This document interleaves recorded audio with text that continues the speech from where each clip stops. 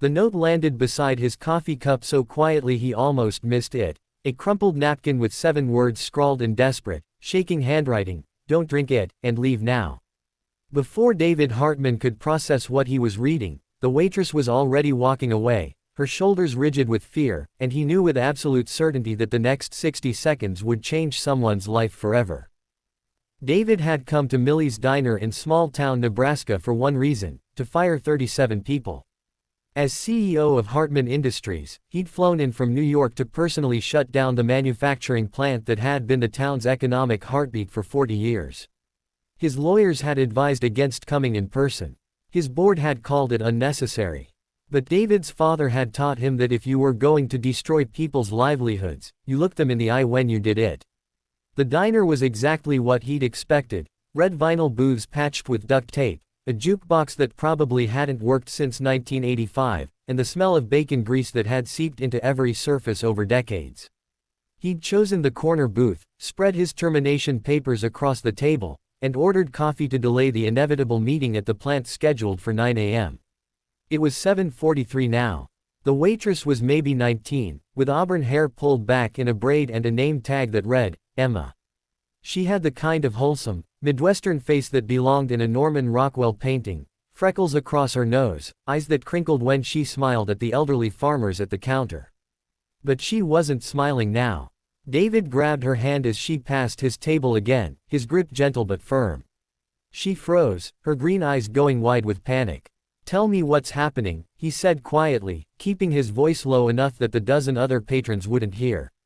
"Right now." Emma glanced toward the kitchen, where a middle-aged man with a thick mustache was visible through the service window, his attention focused on the grill. She looked back at David, and he saw her bottom lip trembling. "I can't. Please just go. Throw money on the table and leave. I'm not going anywhere until you explain." For a moment, he thought she might bolt. Then something in her seemed to break, and words poured out in a rushed whisper. "That's my Uncle Ray cooking.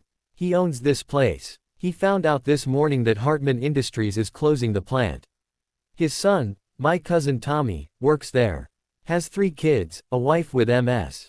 Ray's been saying all morning that if he ever got Hartman in here, he'd make sure he never hurt another family. Then you walked in with those papers, and I saw your name on them, and I saw him put something in your coffee, and..." She stopped, chest heaving. "Please. I don't want anyone to die today. Not even you." David's blood ran cold. He'd been so focused on his own moral crisis that he'd walked straight into someone else's tragedy. His eyes flicked to the coffee cup, still steaming, untouched. Then to the kitchen, where Ray was plating something. Then to the front door, which suddenly seemed very far away. The smart move was obvious. Leave. Call the police from his car.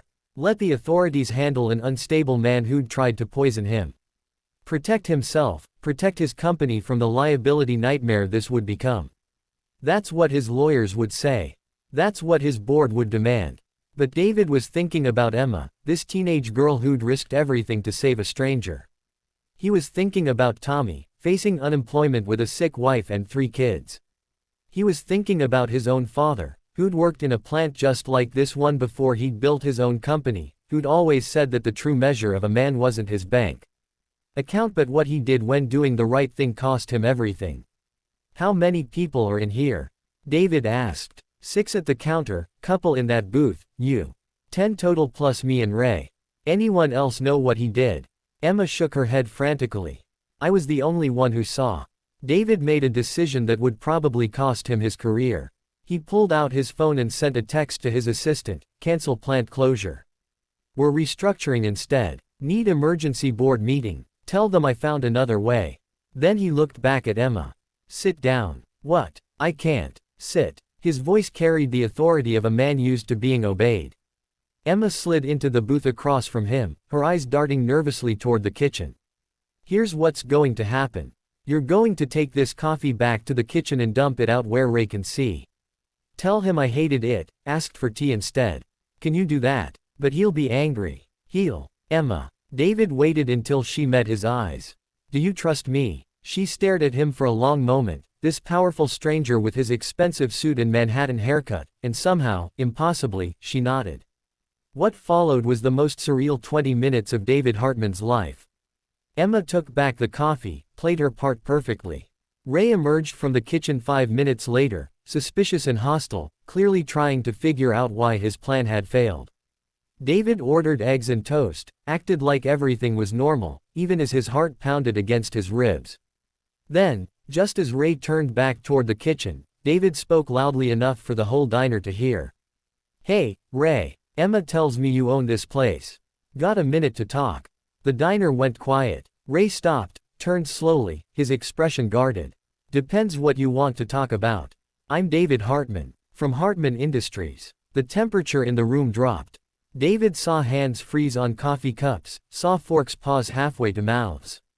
Saw Ray's face go from suspicion to pure hatred. "Get out of my diner. In a minute. First, I need everyone here to know something." David stood, gathering his papers. "I came here to close the plant. Fire 37 people, including your son. Pack up the equipment, cut our losses, move production overseas. That was the plan. You son of a..." Ray started forward, but David held up his hand. "Was the plan." Past tense. He held up his phone, showing the text he'd sent. "I just canceled it. The plant stays open." The silence that followed was deafening. Ray stopped mid-stride. Emma gasped. An elderly farmer at the counter said, "You serious?"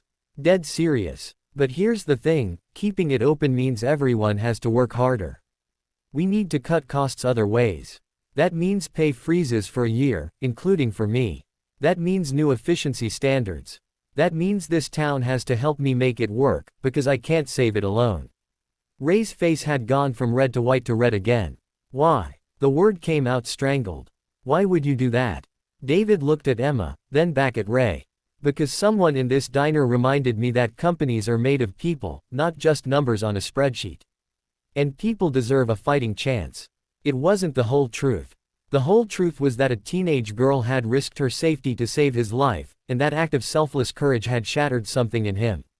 The whole truth was that he'd been planning to fire people via PowerPoint presentation, and the cowardice of that had been eating him alive. The whole truth was that his father would have been ashamed of the man he'd become, and maybe it wasn't too late to change. Ray stood there, his big hands clenched at his sides, his chest heaving. David watched him process it, the realization that he'd almost murdered someone, the relief that his son would keep his job, the shame and gratitude and confusion all warring on his face. Then, to David's shock, the big man's eyes filled with tears. "My boy," Ray said hoarsely. "He's got 3 little girls. His wife, she's so sick. I didn't know what else to do." "I know," David said quietly. "But this wasn't the answer." Ray looked at Emma, who was crying now too. "You told him." "I had to, Uncle Ray. I couldn't let you." "I know." Ray's voice broke. "I know, sweetheart. You did right." The elderly farmer at the counter stood up suddenly. "Charlie Peterson," he introduced himself, walking over with his hand extended. "My grandson works at that plant. Don't know what you saw in this town that changed your mind, Mr. Hartman, but you've got my thanks. And my help, whatever you need." "Mine too," said the woman in the other booth. "My daughter's on the assembly line." One by one, people stood. Offered handshakes, offered help, offered the kind of community support that David had forgotten existed in his world of board meetings and stock prices. He saw Ray sink into a chair, his head in his hands, the weight of what he'd almost done crushing down on him. Later, after the police had been called and Ray had confessed everything, after the ambulance had taken him away for psychiatric evaluation, after statements had been given and lawyers had been summoned, David sat in the empty diner with Emma. Dawn was breaking outside, painting the Nebraska sky in shades of gold and pink. "You saved my life," he told her. "You know that, right?" Emma was still shaking, hours after everything had ended. "I just did what anyone would do." "No." David shook his head firmly. "Most people would have looked away. Would have convinced themselves it wasn't their problem. You risked your family, your job, maybe your safety. That's not what anyone does. That's what heroes do. I'm not a hero. I'm just a waitress. You're the person who reminded me what being human means." David pulled out his business card and a check, sliding both across the table. "This is for your college fund. Full ride, any school that accepts you. And when you graduate, you've got a job at Hartman Industries if you want it. We need people like you." Emma stared at the check, $50,000, and fresh tears spilled down her cheeks. I can't accept this. You already did. You accepted the responsibility of saving a stranger's life. This is just me accepting the responsibility of being worthy of being saved. As David drove back to the airport hours later, his phone was exploding with angry messages from board members. The stock would probably take a hit. He might lose his position. But when he called his mother that night and told her what had happened, her voice broke with pride. Your father, she whispered, would be so proud of the man you've become. And David realized that somewhere between a poisoned coffee cup and a waitress's note, he'd found something more valuable than any merger or stock price. He'd found his way back to the man he was supposed to be. 6 months later, the plant was running at record efficiency. Tommy's wife was responding well to new treatments. Ray was getting help. Emma had been accepted to Columbia.